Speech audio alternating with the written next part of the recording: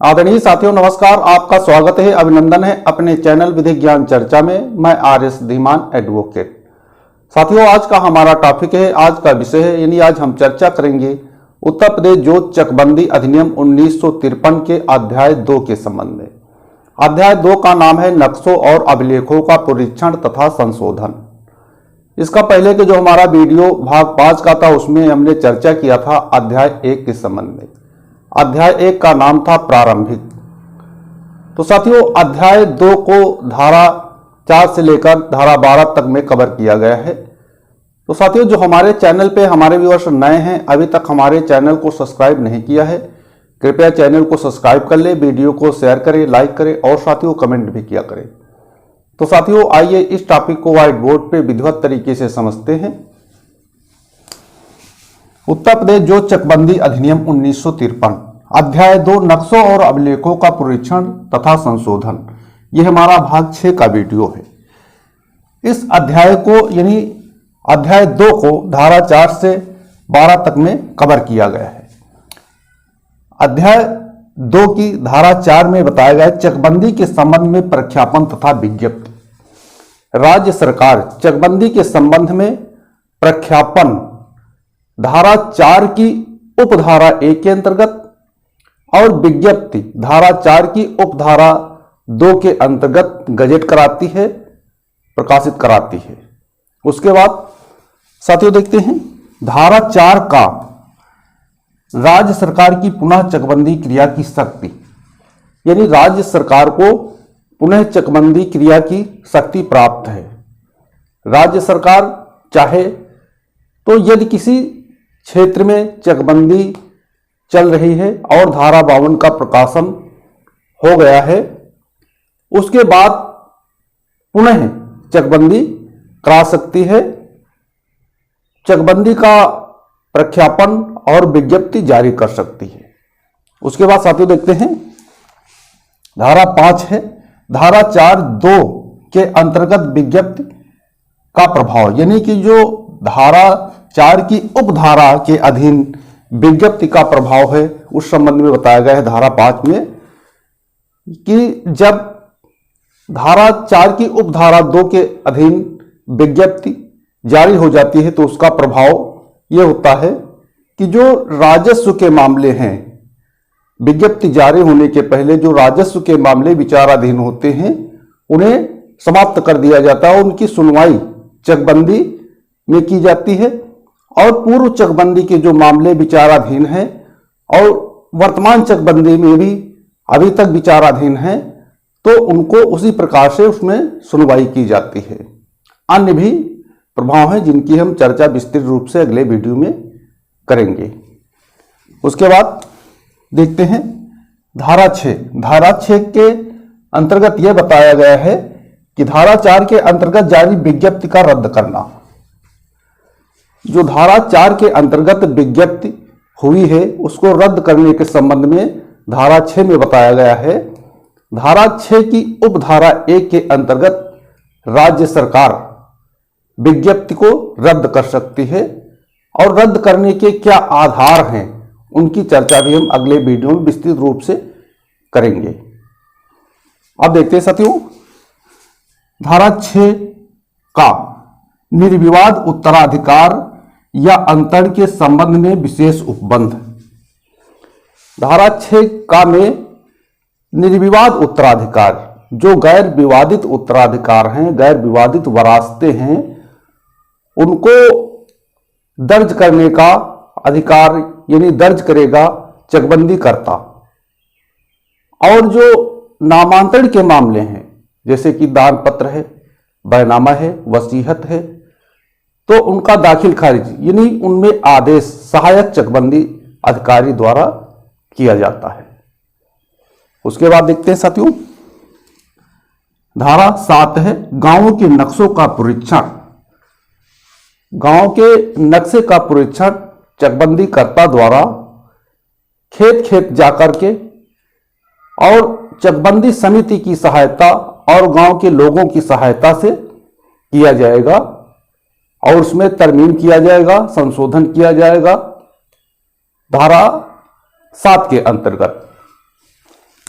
उसके बाद साथियों देखते हैं धारा 8, खसरा तथा चालू वार्षिक रजिस्टर का परीक्षण संयुक्त जोतों के मूल्यों और अंशों का अवधारण। जो धारा 8 है बहुत ही इंपॉर्टेंट धारा है। इस धारा के अंतर्गत खसरा यानी 2A तैयार किया जाता है और चालू वार्षिक रजिस्टर जो आपकी खतौनी है यानी कि आकार पत्र 11 भी इसी धारा 8 के अंतर्गत तैयार किया जाता है। और संयुक्त जोतों के मूल्य, जो संयुक्त जोते हैं उनको उनके मूल्य को निर्धारित किया जाता है। उसमें जो समुन्नतियां हैं, पेड़ हैं, कुआं हैं या अन्य प्रकार की कोई समुन्नतियां हैं तो उसके आधार पर उनका मूल्य निर्धारित किया जाता है। और अंशों का अवधारण, और इसी धारा के अंतर्गत अंशों का भी अवधारण किया जाता है, अंशों का विनिश्चय किया जाता है। अब देखते हैं साथियों धारा 8 का सिद्धांतों का विवरण तैयार करना। चकबंदी द्वारा सिद्धांतों का विवरण तैयार किया जाता है जिसमें सार्वजनिक भूमि जैसे हरिजन आबादी है, सामान्य आबादी है, खेल के मैदान, अस्पताल की भूमि, विद्यालय की भूमि, पश्चर, कब्रिस्तान, शमशान, इस प्रकार की जो सार्वजनिक भूमियां हैं उनके सिद्धांतों के अनुसार उनका विवरण तैयार किया जाता है। उसके बाद देखते हैं साथियों धारा 9, अभिलेखों तथा विवरणों के उद्धरण जारी करना। और धारा 8 तथा धारा 8 का में उल्लिखित अभिलेखों को प्रकाशित करना और आपत्तियां आमंत्रित करने के लिए नोटिस जारी करना।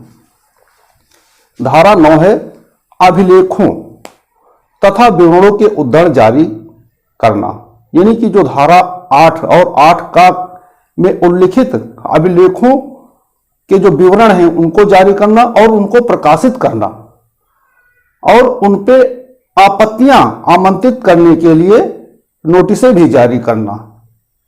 संबंधित व्यक्तियों को नोटिस जारी की जाती है कि यदि धारा 8 और 8 का के अंतर्गत जो अभिलिखित उल्लेख हैं जो प्रकाशित किए गए हैं उसमें किसी प्रकार की त्रुटि है या किसी प्रकार की गलती है तो उसकी आपत्तियां आमंत्रित करने के लिए नोटिस प्रेषित की जाती है। उसके बाद साथियों देखते हैं 9 का, जो धारा 9 का है उसमें है भूमि पर वादों तथा संयुक्त जोतों के विभाजन संबंधी मामलों का निस्तार। धारा 9 का में भूमि पर वादों तथा संयुक्त जोतों के विभाजन से संबंधित मामलों का निस्तार किया जाता है। जो भूमि पर वाद हैं, विवाद हैं, उनका और संयुक्त जोतों के विभाजन से संबंधित जो संयुक्त जोते हैं उनके विभाजन को लेकर के, उनके विभाजन से संबंधित यदि कोई मामला है तो उसका भी निस्तारण धारा 9 का के अंतर्गत किया जाता है। उसके बाद साथियों देखते हैं 9 खा, सिद्धांतों के विवरण की गई आपत्तियों का निस्तार, यानी धारा 9 खा है सिद्धांतों से विवरण पर की गई आपत्तियों का निस्तारण। धारा 9 खा बताती है कि जो सिद्धांत हैं, जो उनके विवरण है, उन पर जो आपत्तियां की गई हैं उनके निस्तारण के संबंध में है। यदि कोई व्यक्ति सिद्धांतों की विवरण पे आपत्ति करता है कि जैसे कि पश्चर की भूमि, कब्रिस्तान या शमशान, खेल का मैदान या सार्वजनिक किसी भूमि जैसे हरिजन आबादी या सामान्य आबादी है, इस प्रकार की भूमियों पर कोई आपत्ति है तो उसका निस्तारण धारा 9 खा के अंतर्गत किया जाता है। उसके बाद साथियों देखते हैं धारा 9 गा, संयुक्त जोतों का विभाजन। जो धारा 9 गा है उसके अंतर्गत संयुक्त जोतों यानी शामिल जोतों के विभाजन के संबंध में इस धारा के अंतर्गत जो संयुक्त जोत है, शामिल जोत है, उनका विभाजन किया जाता है। उसके बाद साथियों देखते हैं धारा 10 है पुनरीक्षित वार्षिक रजिस्टर तैयार करना और रखना। धारा 10 में है कि जो पुनरीक्षित वार्षिक रजिस्टर तैयार करना और उसका रखना, यानी कि पुनरीक्षित वार्षिक रजिस्टर कौन होता है? आकार पत्र 11 को तैयार करना और उसको रखना। यह धारा 8 और 8 का के अंतर्गत जो विवरण है उनके आधार पे यह तैयार किया जाता है। उसके बाद साथियों देखते हैं धारा 11 है अपील। यदि कोई व्यक्ति धारा 9 के अंतर्गत जो आपत्तियां हैं उनके निस्तारण में यदि कोई उस निस्तारण से क्षुब्ध है, यानी कि सहायक चकबंदी अधिकारी और चकबंदी अधिकारी के किसी प्रकार के आदेश से कोई व्यक्ति क्षुब्ध है, तो धारा 11 के अंतर्गत बंदोबस्त चकबंदी अधिकारी के यहां अपील प्रस्तुत कर सकता है। उसके बाद साथियों देखते हैं धारा 11 का आपत्तियों पर रोक। धारा 11 जो का है वो आपत्तियों पर रोक लगाती है। जो आपत्तियां धारा 8 से लेकर के 9 तक जो आपत्तियां आती हैं और उसके बाद जो आपत्तियां आती हैं उन पे धारा 11 रोक लगाती है। यानी पे जो धारा 9 का के बाद जो आपत्तियां आएंगी उनका निस्तारण नहीं किया जाएगा, वो आपत्तियां स्वीकार नहीं की जाएंगी। उसके बाद 11 खा है निश्चित। ये धारा निश्चित है, इसको रिपील कर दिया गया है। अब साथियों देखते हैं धारा 11 गा आपत्ति अथवा अपील की सुनवाई में भूमिका अभिलिखित किया जाना। जो धारा 11 गा है उसमें है आपत्ति अथवा अपील के सुनवाई में भूमिका अभिलिखित किया जाना। यदि कोई आपत्ति या अपील के द्वारा चकबंदी अधिकारी, बंदोबस्त चकबंदी अधिकारी द्वारा कोई भूमि राज्य सरकार, ग्राम सभा या अन्य प्राधिकरण को सौंपी जाती है आपत्ति या अपील के द्वारा, तो उसको अभिलिखित किया जाएगा धारा 11 गा के अंतर्गत। उसके बाद साथियों देखते हैं धारा 12 पुनरीक्षित अभिलेखों में अभिलिखित अधिकारों अथवा स्वात्तों पर प्रभाव डालने वाले परिवर्तनों तथा व्यवहारों से संबंधित मामलों का निर्णय। यानी कि धारा 12 में बताया गया है पुनरीक्षण अभिलेखों में अभिलिखित अधिकारों, जो पुनरीक्षित अभिलेख हैं उनमें जो अधिकार अभिलिखित किए गए हैं अथवा स्वात्तों पर प्रभाव डालने वाले परिवर्तनों तथा व्यवहारों और उनके स्वात्तों, उनके हक पर प्रभाव डालने वाले परिवर्तनों तथा व्यवहारों के संबंध में जो मामले हैं उनका निर्णय किया जाता है धारा 12 के अंतर्गत। उसके बाद 12 का नई जोतों की मालगुजारी का अवधारण तथा जोतों के भाग पर मालगुजारी का वितरण। यानी कि जो नई जोतें हैं उन पे मालगुजारी का अवधारण, यानी कि जो नई जोतें हैं उन पर मालगुजारी निश्चित करना तथा जोतों के भाग पर मालगुजारी का वितरण। यदि कोई जोत है उसके किसी भाग पर मालगुजारी का वितरण भी धारा 12 का के अंतर्गत किया जाता है। उसके बाद साथियों देखते हैं धारा 12 खा निश्चित है, धारा 12 गा भी निश्चित है। धारा 12 घा में है जोतों का संयोजन।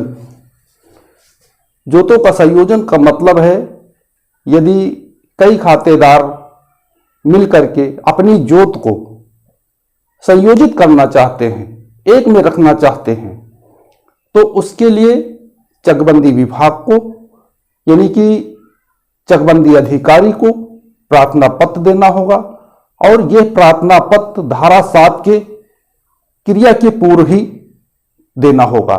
यदि उसके बाद प्रार्थना पत्र दिया जाता है तो चकबंदी विभाग द्वारा, चकबंदी अधिकारी द्वारा उसे अस्वीकार कर दिया जाएगा और जो प्रार्थना पत्र दिया जाएगा उसको चकबंदी अधिकारी द्वारा यदि उसके हित में है तो उसको स्वीकार करेगा और उस पर कार्रवाई करेगा, अन्यथा कार्रवाई उस प्रार्थना पत्र पे नहीं होगी।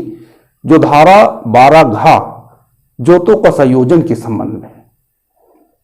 तो साथियों, आज हमने इस वीडियो के माध्यम से समझा उत्तर प्रदेश जोत चकबंदी अधिनियम 1953 के अध्याय 2 के संबंध में, जिसमें धारा 4 से धारा 12 तक को कवर किया गया है। तो साथियों, हमें पूरा विश्वास है कि आप लोग भी इस टॉपिक को पूर्णतः समझ गए होंगे। यदि कहीं पे कोई बात समझ में ना आई हो तो आप व्हाट्सएप के द्वारा, कमेंट के द्वारा, फोन के द्वारा जानकारी प्राप्त कर सकते हैं।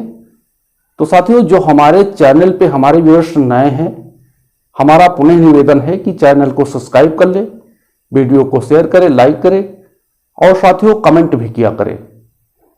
तो साथियों, आज के वीडियो में बस इतना ही। अगले वीडियो तक के लिए नमस्कार।